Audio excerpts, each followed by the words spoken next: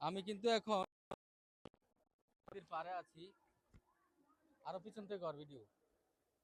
আর trawler গুলা কিন্তু সিরাজগঞ্জের বিভিন্ন যে উত্তরবঙ্গের যে গ্রাম অঞ্চল আছে ওদিক থেকে আসছে।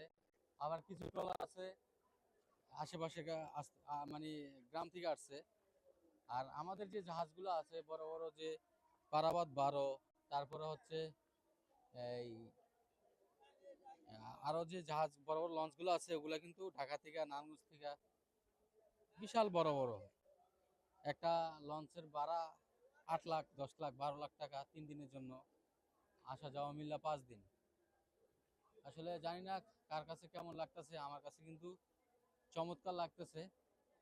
দেখেন, আর ওইদিকে হচ্ছে মাঠ ময়দান, 3টা ময়দানে এবার প্যান্ডেল করা হয়েছে বিশাল বড় বড়। একটা প্যান্ডেলের ভিতর এই মাথা থেকে ওই মাথা যাইতে প্রায় 8 থেকে 10 মিনিট সময় লাগে, আরো বেশি 10 থেকে 15 মিনিট সময় লাগে একটা প্যান্ডেলের এই সীমানা থেকে ওই সীমানা শেষ করা। তার মানে অনেক বড়।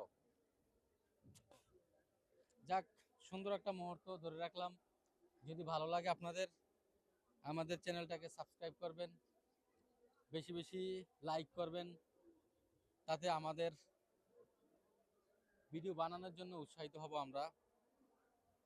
আর বিশেষ করে চরমোনায় যারা আসছেন আলহামদুলিল্লাহ বুঝতে পারছেন, আর যারা না আসছেন তাদেরকে আমি আমার ব্যক্তিগতভাবে দাওয়াত করলাম, আপনারা আসবেন।